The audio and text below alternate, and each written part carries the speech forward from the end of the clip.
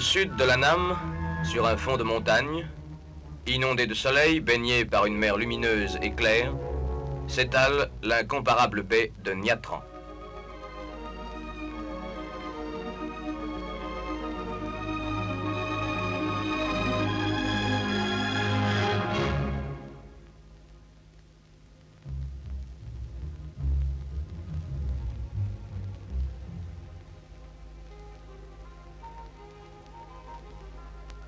Avec plusieurs kilomètres de plage, d'un beau sable blond perpétuellement lavé par les rouleaux de la houle, bordé de cocotiers et de phénix agités par le souffle du large, c'est, au bord de la mer de Chine, un paysage de Riviera.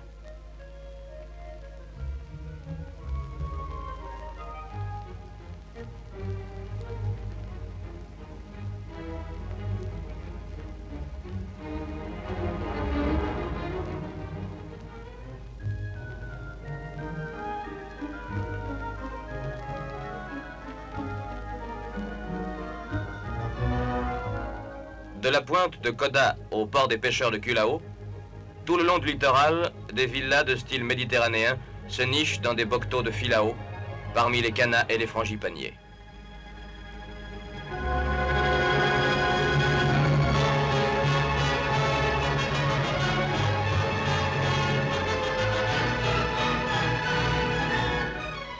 Au centre de repos de l'armée, à 2 pas de la plage, des soldats de l'Union française viennent achever leur convalescence et oublier dans le calme exotique de ces jardins les heures violentes de la rizière ou de la jungle.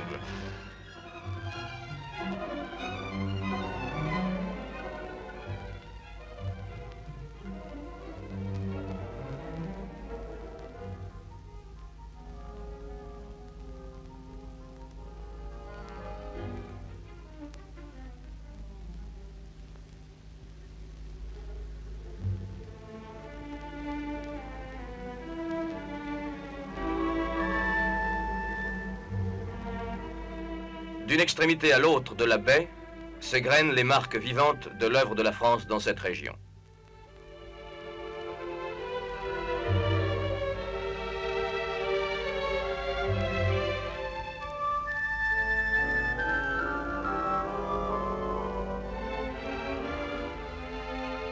À Koda, l'Institut océanographique, avec son aquarium et ses laboratoires de recherche. Plus loin, le moderne hôpital civil français.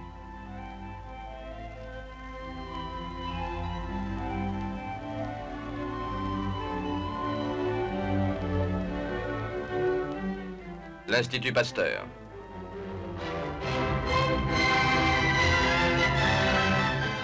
Non loin de là, à l'intérieur du pays, repose dans une tombe simple et dépouillée celui qui a voué sa vie à cette œuvre de paix, le docteur Yersin. Au nord, le cloître silencieux des franciscains et le couvent des frères des écoles chrétiennes où les petits Vietnamiens viennent s'instruire.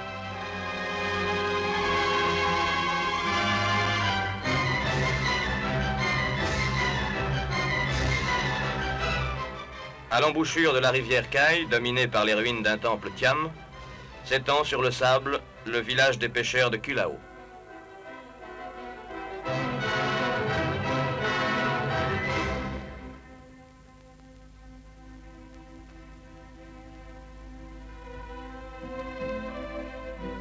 Cette population laborieuse et paisible vit essentiellement du poisson qui abonde le long de cette côte et en est la richesse.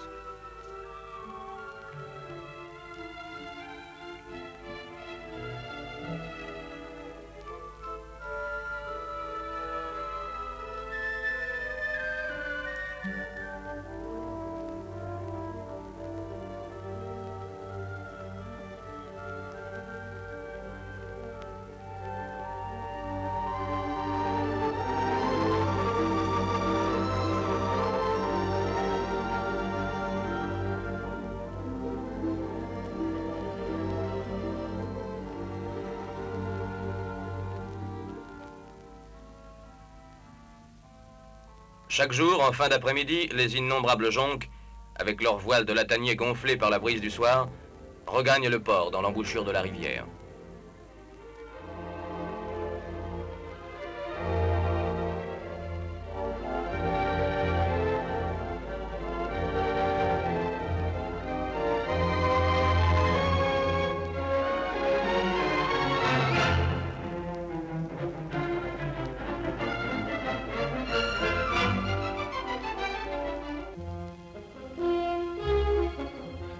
La ville vietnamienne de Nha Tran s'étend autour d'une lagune, dominée par sa cathédrale bâtie sur une éminence.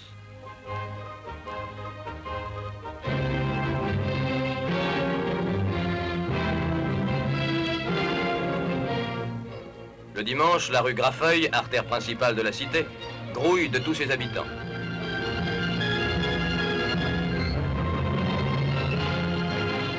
Et, comme dans une ville de garnison ou un port de France, déambulent des permissionnaires, pompons rouges et casquettes d'aviateurs.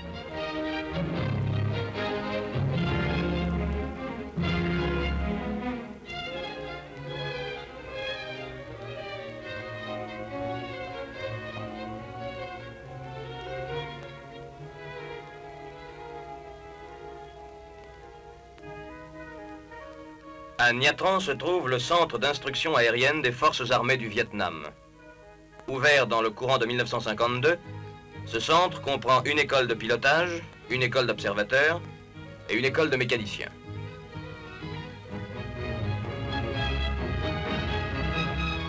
Après un an de fonctionnement, 200 aviateurs entraînés sur Morane ont pu être déjà formés sous la direction d'instructeurs de l'armée de l'air française.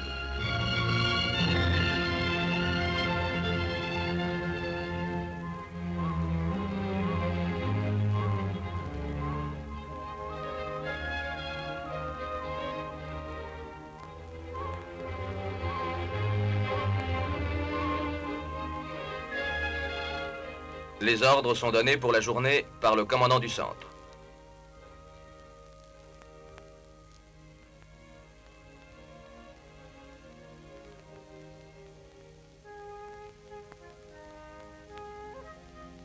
Les plans sont faits.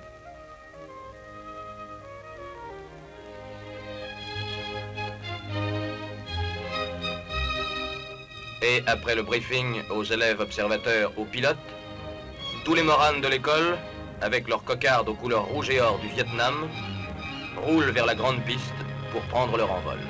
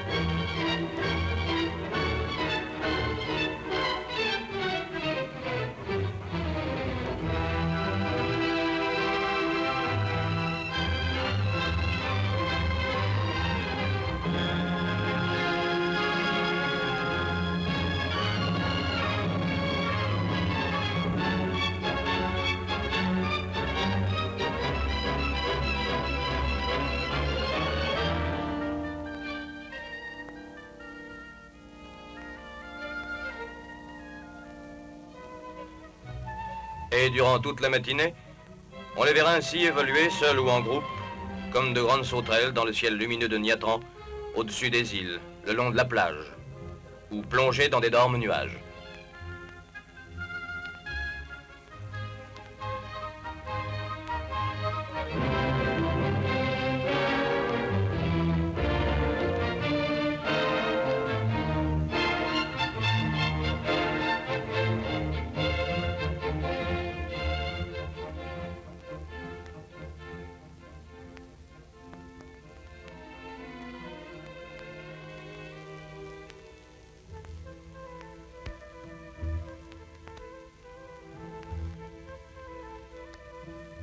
En avril 1953, un groupe aérien d'observation complet et entièrement vietnamien a été créé. Dans les premiers jours de mai, dans le ciel du Vietnam, des ailes nouvelles ont pris place dans la bataille. À côté de l'aviation, a pris aussi naissance la jeune marine nationale du Vietnam. La première pierre des bâtiments modernes du groupe des écoles était posée en décembre 1951. En avril 1953, la première division navale d'assaut battant pavillon vietnamien défilait sur la rivière de Saigon. Avec 9 bâtiments de débarquement, cette unité opère déjà dans les cours d'eau du Sud-Vietnam.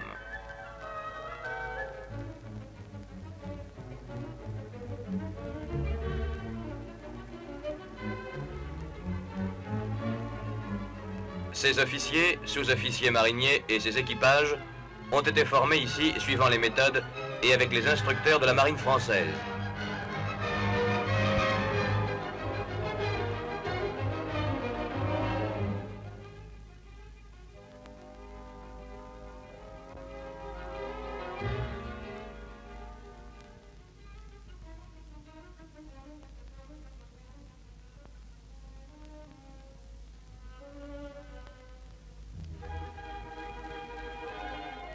Après les différentes phases d'instruction militaire, c'est l'école de matelotage sous la conduite d'un vieux bosco ronchonneux natif de Concarneau.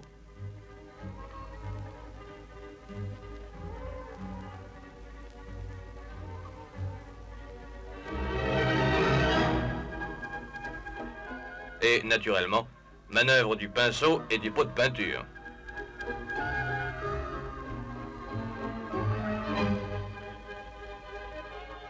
Puis, c'est la première épreuve de la mer, en souquant sur les lourds avirons des baleinières.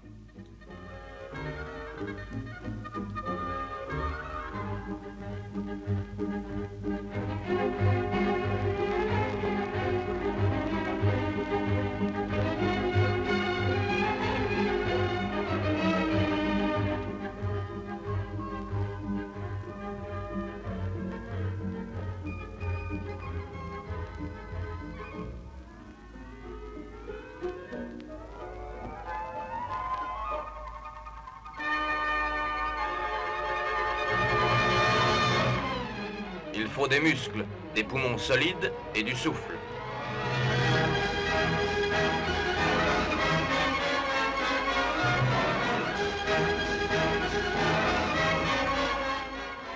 Les pelles plongent dans l'eau claire. La sueur ruisselle sur le visage des jeunes matelots. Il faut aussi apprendre à tirer les voiles dans le vent. C'est ainsi que peu à peu, on connaîtra l'âme de la mer.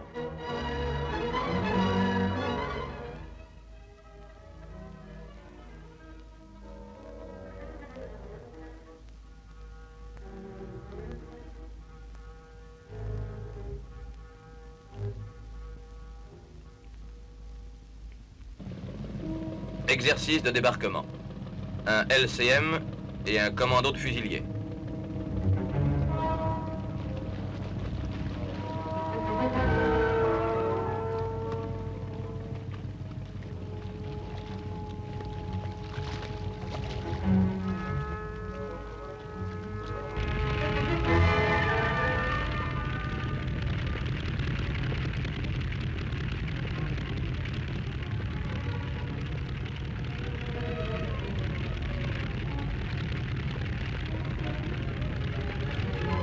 La porte tombe.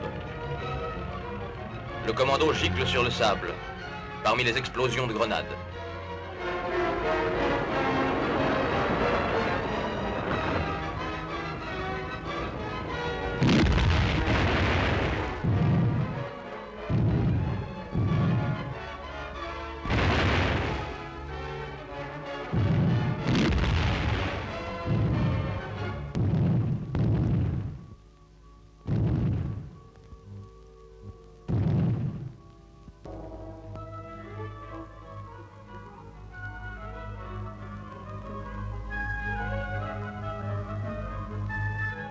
Le digital, dragueur de mine prêté par la marine française à la marine vietnamienne, est utilisé comme navire-école.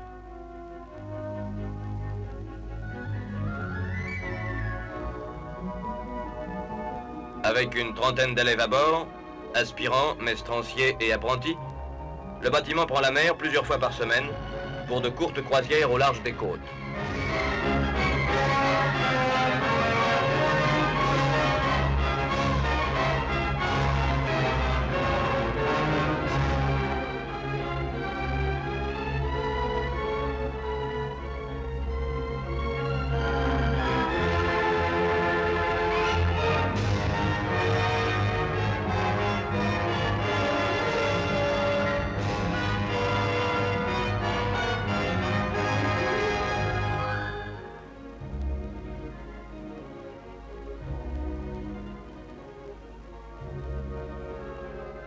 En cours de route, un exercice de tir.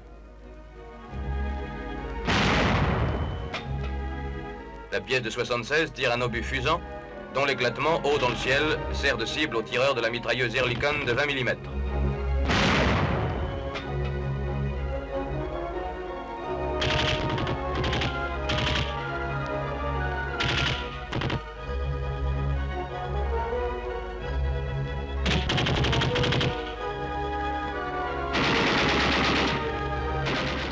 La journée s'achève et le navire rentre au mouillage.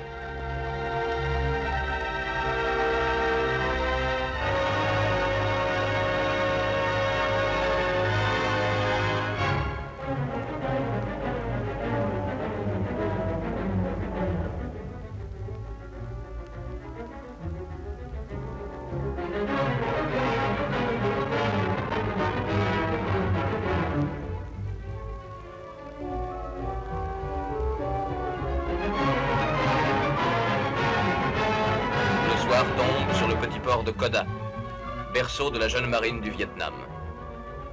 Ainsi, cette baie de Nha Trang, où l'air et la mer s'unissent dans un site exceptionnel, est-elle devenue le creuset où, avec l'aide de la France, le Vietnam forge ses armées de mer et de l'air, instrument futur du destin de cette jeune nation face à son avenir.